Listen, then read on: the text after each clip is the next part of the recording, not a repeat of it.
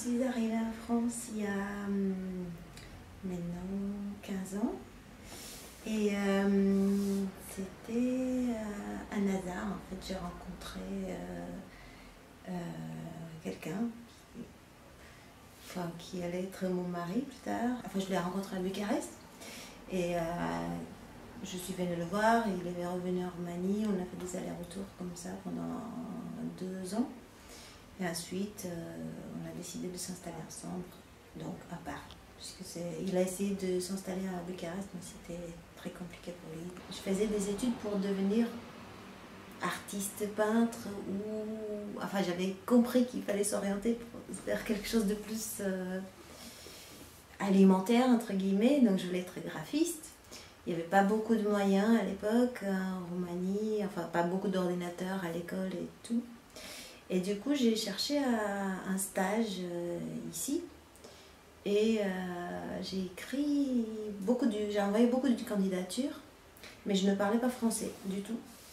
Et du coup, je les ai envoyées en anglais, ce qui a fait que je n'ai pas eu beaucoup de réponses. Mais j'en ai eu une qui était plutôt positive, enfin, qui n'était pas ok, viens faire ton stage quand tu veux, mais c'était déjà un bon...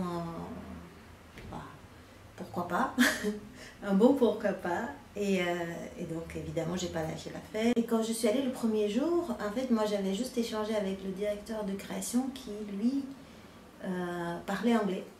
Et moi quand je suis allée le premier jour, je pensais que tout le monde parlait anglais dans la boîte, parce que j'avais déjà une expérience de stagiaire dans une entreprise, dans une boîte de com en Roumanie où comme il y avait des employés étrangers, les gens parlaient anglais entre eux. Évidemment, surprise, pas du tout, tout le monde parlait français.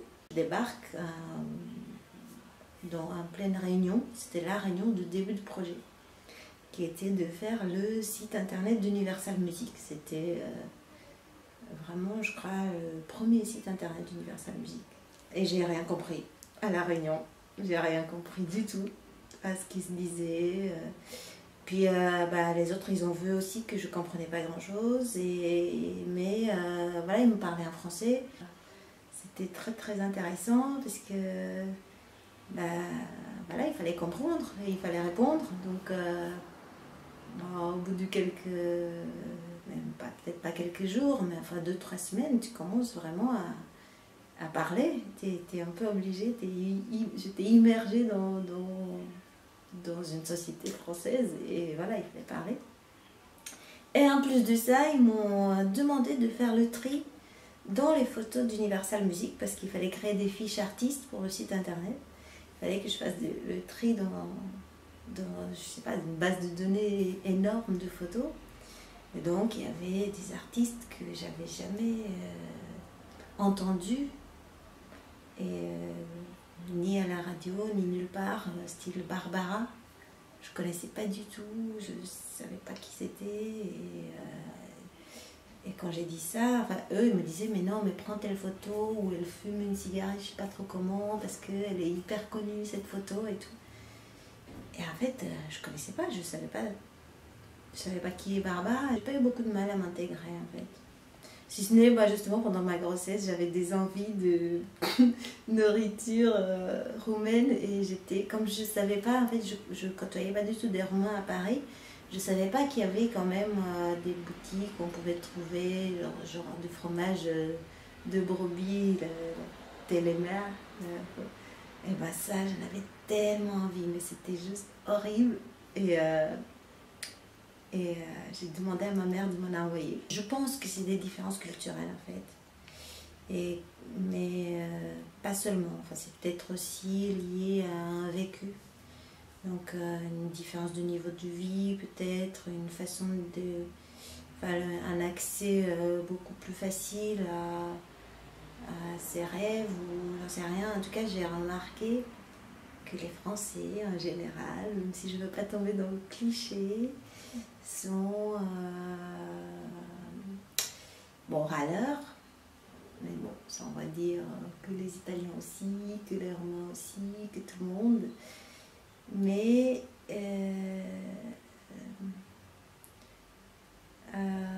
ils sont aussi compliqués. Voilà. Des fois j'ai l'impression qu'ils rendent les choses compliquées là où ça pourrait être très simple, où il faut juste faire un choix. Et qu'au lieu de faire un choix, ils sont là, mais non, mais attends, on va réfléchir, on va tourner la chose dans tous les sens. On va demander à droite, on va demander à gauche, on va demander à 50 personnes, et puis finalement, on a besoin d'un peu plus de temps pour réfléchir encore. Et non, mais il faut tout remettre à plat. Enfin, il y a des choses qui se font, enfin, évidemment, plus qu'en Roumanie d'ailleurs, mais dans les petites décisions, je pense qu'il y a, je sais pas, en tout cas, l'algorithme est beaucoup plus compliqué. Et du coup, voilà, moi, ça, j'ai un peu de mal à l'intégrer. C'est plutôt moi qui a de mal à intégrer cette culture. J'ai fait une rencontre il y a donc 10 ans. J'ai rencontré mon associée, qui elle est photographe, qui est franco-roumaine. Et je l'ai appelée au téléphone. Je lui ai dit, voilà, moi je suis Irina, je suis roumaine. Toi aussi, je crois. Est-ce que tu veux qu'on soit amis? Et elle m'a dit oui. Donc on est amis depuis 10 ans, enfin depuis 12 ans, parce que 2 ans après notre rencontre, on a décidé de créer notre studio de communication, et donc on travaille ensemble depuis 10 ans. J'ai écrit un livre il y a 3 ans. Je l'ai écrit en français parce que ça m'est venu en français. Et là j'ai du coup écrit un autre livre. Bon, il n'est pas encore sorti, je ne l'ai même pas encore envoyé ni à ma maison d'édition ni à une autre. Enfin, il est en cours de correction, on va dire, relecture par moi-même. Et du coup, là, par contre, ça se passe en Roumanie et c'est vraiment beaucoup plus tourné vers la Roumanie. C'est toujours la même histoire du regard intérieur contre le regard extérieur, en fait. Je pense que le regard intérieur est faux. Enfin, c'est une réalité déformée, et le regard extérieur aussi. Ce qui fait que les gens, mes amis qui sont en Roumanie, qui sont notamment à Bucarest, parce que je suis de Bucarest, et, ils ont l'impression que la vie ailleurs est meilleure. Et moi j'ai l'impression qu'ils ont tort, qu'il n'y a ni mieux ni moins bien, c'est juste différent, ou même pas si différent que ça finalement, mais que ça a ses avantages et ses inconvénients. En ce moment, je fais une expo qui s'appelle Des portraits qui ne vous ressemblent qu'un peu, et alors plus bonne aventure. Donc qui se présente en fait comme des portraits, donc c'est des dessins. Et en dessous, je fais un cadre en papier comme ça sur lequel j'ai écrit une petite prédiction, un peu comme un horoscope. Sauf que je ne lis pas dans les étoiles, et je ne lis pas dans les paumes des mains, et à la limite on peut dire que je lis dans les yeux. En fait, je change un peu les portraits aussi. J'ai fait un couple français qui sont expats.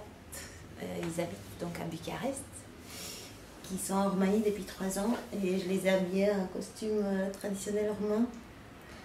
Et donc je leur ai prédit qu'ils allaient se remarier, enfin faire une cérémonie de remariage en Roumanie. J'ai remarqué parmi mes amis ou des gens que je rencontre que les gens qui connaissent des Roumains ont toujours un très bon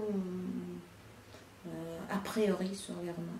Parce que même s'ils en connaissent un seul, ils se disent toujours en fait, c'est pas du tout ce qu'on raconte dans les médias et tout ça. Et que du coup, je peux pas connaître tout le monde, que tout le monde ne peut pas connaître un Roumain. Mais je me dis que justement, à travers des vidéos ou des choses comme ça, les gens ils peuvent connaître un peu plus, et que c'est bien aussi de montrer des choses positives de notre culture et de notre peuple. Je me suis toujours dit que je suis partie à 18 ans de Bucarest pour Paris, et que lorsque ça fera 18 ans que je suis en France, bah, enfin, je me suis toujours demandé si à ce moment-là je serais plus française, plus roumaine, ou les deux à égalité, mais je pense que je resterai roumaine toute ma vie, et que c'est comme ça.